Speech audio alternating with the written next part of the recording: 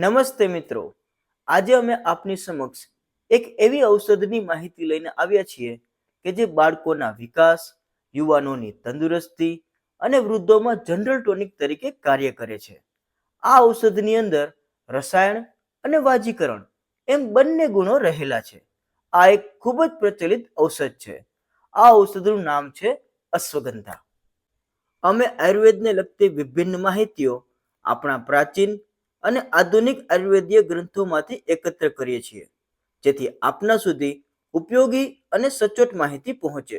અશ્વગંધા બે શબ્દોથી બનેલ છે, અશ્વ અને ગંધા, જેનો અર્થ એવો થાય છે કે જેના મૂળમાં ઘોડા જેવી ગંધ આવે.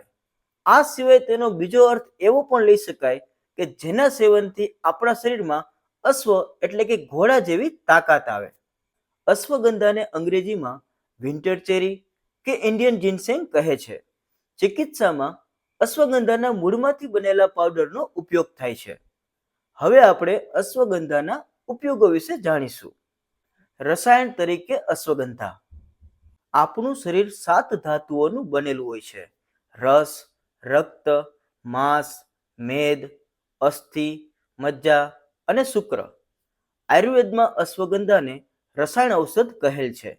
આ ઔષધનું સેવન કરવાથી શરીરમાં રહેલ આ 7 ધાતુઓનું યોગ્ય માત્રામાં નિર્માણ થાય છે, જેથી વ્યક્તિના ઓજમાં વધારો થાય છે.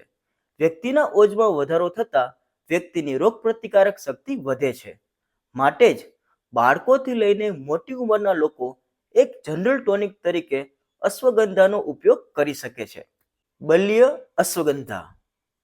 અશ્વગંધા બલ્ય છે, એટલે કે શરીરમાં માંસ ધાતુની વૃદ્ધિ કરે છે. જે લોકો સખત પરિશ્રમ કરતા હોય, રેગ્યુલર જીમમાં જતા હોય કે પછી ઓછો વજન ધરાવતા લોકો પોતાનું વજન વધારવા માંગતા હોય, આવા લોકોએ રેગ્યુલર અશ્વગંધાનો ઉપયોગ કરવો જોઈએ.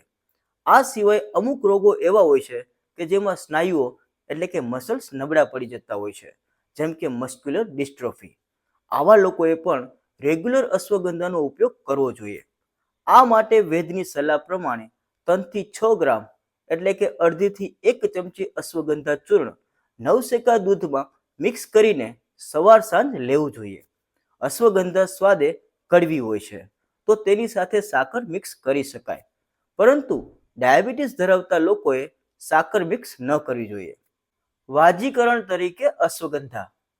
અશ્વગંધા અતિ સુકરળ છે, એટલે કે નિયમિત રીતે યોગ્ય અનુપાન સાથે જો અશ્વગંધાનું સેવન કરવામાં આવે તો શરીરમાં શુક્ર ધાતુની વૃદ્ધિ કરે છે.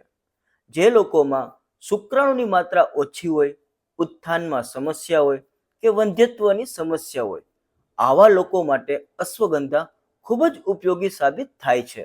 આ માટે કૌચા, મુસળી કે શિલાજીત જેવી અન્ય ઔષધિઓ સાથે અશ્વગંધાનો ઉપયોગ કરવામાં આવે છે. માનસિક સમસ્યાઓમાં અશ્વગંધા. આજની આ ફાસ્ટ લાઈફમાં ચિંતા અને તણાવ એક સામાન્ય બાબત બની ગઈ છે. પરિણામે વ્યક્તિ અનિદ્રા જેવી સમસ્યાનો પણ ભોગ બને છે. આ તણાવ વ્યક્તિની પર્સનલ લાઈફ કે પ્રોફેશનલ લાઈફનો પણ હોઈ શકે છે. જો આ તણાવને સમયસર નિયંત્રિત કરવામાં ન આવે તો વ્યક્તિના સ્વાસ્થ્ય પર ખરાબ અસર પડે છે. એક અભ્યાસમાં જાણવા મળ્યું છે કે જો વ્યક્તિ નિયમિત રીતે 2 મહિના સુધી અશ્વગંધા ચૂર્ણનું સેવન કરે તો કોર્ટિસોલ નામના સ્ટ્રેસ હોર્મોનમાં ઘટાડો આવે છે. આવા કિસ્સામાં જો વ્યક્તિ અશ્વગંધા સાથે બ્રાહ્મી કે શંખપુષ્પી જેવી મેદ્ય ઔષધોનો ઉપયોગ કરે તો માનસિક સમસ્યાઓમાં સારું પરિણામ મેળવી શકાય છે. વાત કફ શામક તરીકે અશ્વગંધા. આર્થરાઇટિસ એટલે કે સંધિવામાં શરીરના કોઈ એક કે વધુ સાંધાઓમાં સોજો આવે છે.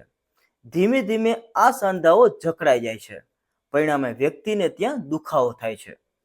આયુર્વેદમાં એક સિદ્ધાંત છે: જો શરીરમાં કોઈ પણ જગ્યાએ દુખાવો થાય તો તેની પાછળનું કારણ વાયુ દોષ છે, અને જો શરીરમાં કોઈ પણ જગ્યાએ સોજો આવે તો તેનું કારણ કફ દોષ છે.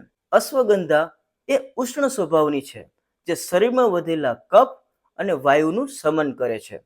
આથી જ ગરદન, કમર કે સાંધાઓના વિવિધ દુખાવોમાં અશ્વગંધા ખૂબ જ ઉપયોગી છે. ડાયાબિટીસના એક કોમ્પ્લિકેશન તરીકે વ્યક્તિને હાથ પગમાં ખાલી ચડતી હોય છે, જેમાં અશ્વગંધા ઉપયોગી બને છે.